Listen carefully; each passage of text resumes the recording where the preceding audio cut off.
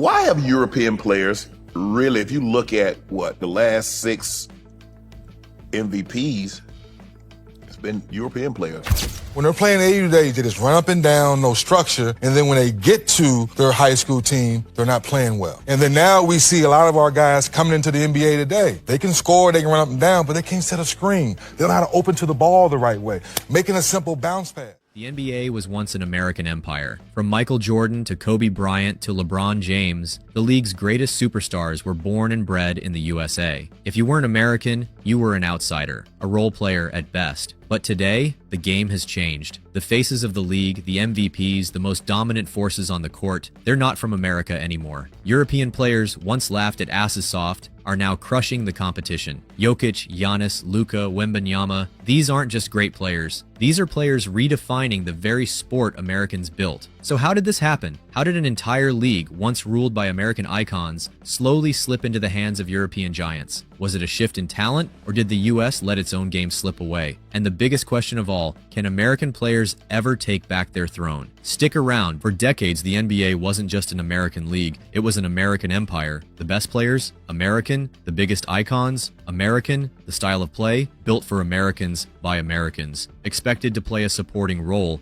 never the lead. From Michael Jordan's gravity-defying dominance to Shaquille O'Neal's sheer force, from Kobe Bryant's killer mentality to LeBron James's all-around brilliance, one thing was clear. This was America's game. But then, something happened. The cracks began to show. It started on the world stage. The 2004 Olympics, a moment of humiliation that shattered the illusion of invincibility. The US sent a squad stacked with NBA talent. Allen Iverson, Tim Duncan, a young LeBron, Dwyane Wade, and Carmelo Anthony. Everyone expected a cakewalk, another gold medal to remind the world that basketball still belonged to America. But what happened next sent shockwaves through the sport. They lost, not just once, not by accident, but repeatedly. Puerto Rico embarrassed them, Lithuania outclassed them, and Argentina, led by Manu Ginobili, officially ended their gold medal dreams. The world didn't just catch up, they overtook the American dynasty in a way no one saw coming. For the first time ever, the NBA's superiority was being questioned. And yet, after the sting of that failure, America still had an iron grip on the NBA. Foreign players were around, sure, but they were outliers. The world watched as Nowitzki, no super team, no other all-star by his side, humiliated the NBA's new kings and walked away with a ring,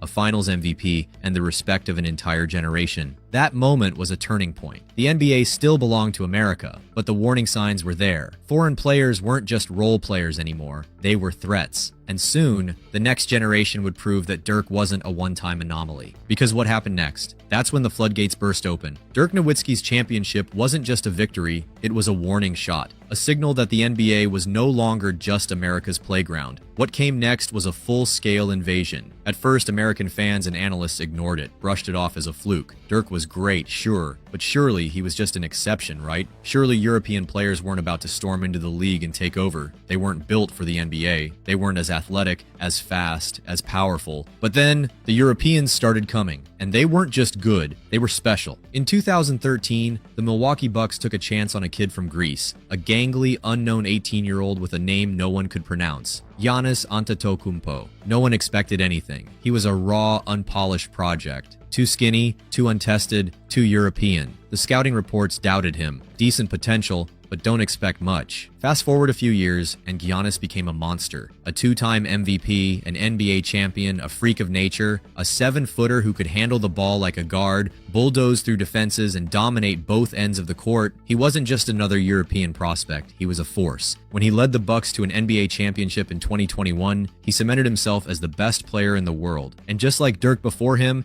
he shattered another American illusion, that European players weren't built for the physicality of the NBA. But if Giannis represented brute dominance, what came next was something the league had never seen before. Imagine this. You're an NBA scout looking at the 2014 draft. Your team needs a franchise player, someone who can change the future. The first round passes, the second round starts. Nothing special left. Then, somewhere in the middle of the second round, the screen cuts to a Taco Bell commercial. And at that exact moment, the Denver Nuggets select a kid from Serbia, Nikola Jokić. No one even noticed. The pick literally happened during a fast food advertisement, and yet that unknown Serbian center would go on to become one of the greatest players the league has ever seen. Jokić wasn't supposed to be here. He wasn't athletic. He couldn't jump out of the gym. He didn't have a shredded physique like LeBron or Giannis, but what he had, a basketball IQ so high it looked like he was playing chess while everyone else played checkers. He passed like a point guard. He shot like a sharpshooter. He controlled the entire game, seeing plays before they even happened. 2 MVPs later, an NBA championship, a finals MVP. And just like that, Jokić had rewritten the rulebook, because now the most dominant big man in the NBA wasn't American, and neither was the next great perimeter player. They said he was too slow, they said he was too unathletic, they said sure he dominated in Europe, but that won't work in the NBA. Then Luka Dončić stepped onto an NBA court and made everyone look foolish. His first season, Rookie of the Year. His second season, an All-Star. By his third season, he was dropping 40-point triple-doubles in the playoffs and tearing apart elite defenders. Luka didn't just prove he belonged.